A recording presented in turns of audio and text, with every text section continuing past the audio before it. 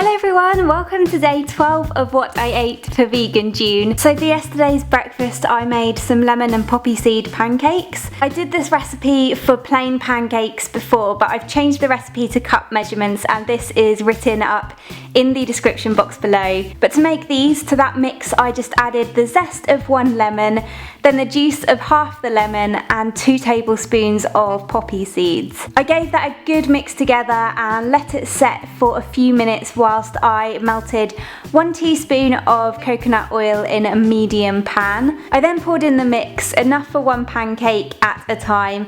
I allowed them to cook on one side, there's the flip, and then I cook it on the other side for the same amount of time, usually just a few minutes. I then stacked them up and I made some vanilla ice cream to have with this just by blending up 1 frozen chopped banana until almost smooth. Then I added in half a teaspoon of vanilla extract and blended it again for 15 seconds. I then scooped that out onto the pancakes and topped it with a few fresh chopped strawberries. They taste delicious. I love lemon and poppy seed as a combination and it really is as easy as throwing everything together in a bowl. The longest part is just waiting for them to cook. So this is a great Sunday morning breakfast. It was so filling as well and it really did keep me going until lunchtime. I also have a recipe for lemon and poppy seed breakfast muffins, so I will link to that below as well. I did have a small snack in between, just a few olives which I placed in a dish, and to those I added on half a teaspoon of oregano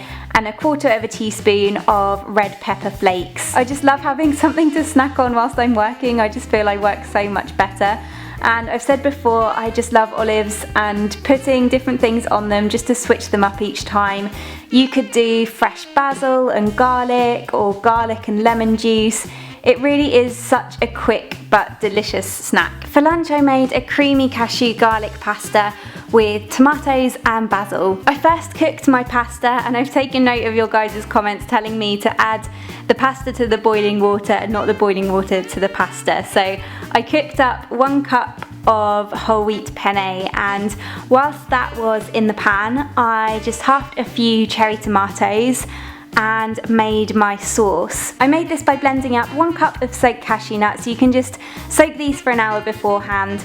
I minced in 3 cloves of garlic, added in 2 tablespoons of nutritional yeast, squeezed in the juice from the other half of the lemon from breakfast and seasoned it with salt and black pepper. I blended that up with half a cup of water for a few minutes until it was nice and smooth, and then drained the pasta off and added half of the sauce into it and stored the other half in a container in the fridge. I then added in the half cherry tomatoes and gave it a really good stir, served that up in a bowl and added on some strips of fresh basil. The sauce doesn't appear too smooth, that's because of the cashew nuts, but it gives it a really thick creamy texture and it tastes so good.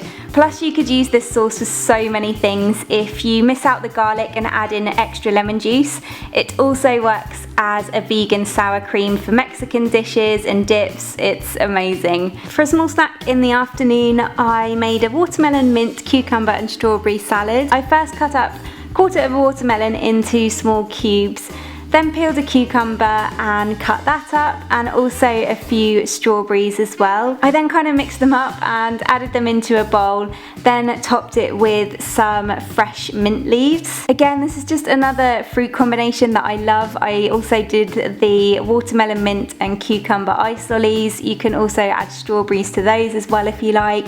They all just work so well together and I don't often just sit and eat a bowl of fruit, but I really enjoy this. It's so refreshing. For dinner I made a potato noodle vegetable chow mein. I started by slicing up 1 white onion, 1 red chilli. I grated up 1 small piece of fresh ginger, sliced up 2 cups of mushrooms, cut 1 piece of carrot into thin matchsticks, chopped 1 green pepper and 1 spring onion. I added some hot water to a frying pan and then added in the onions and cooked them off until they were soft. I then minced in 2 cloves of garlic before adding in the chilli and ginger, and I cooked that off for a few minutes before next adding in the mushrooms, the carrots and the peppers, and I allowed that to cook until the veg was nice and soft. I then spiralised 3 potatoes, and this works so much better if you have a countertop spiralizer, but to fit in my handheld one I tried to use long thin shaped potatoes to create my noodles. To the pan I then added in a good splash of tamari and then added in the noodles, but you want to make sure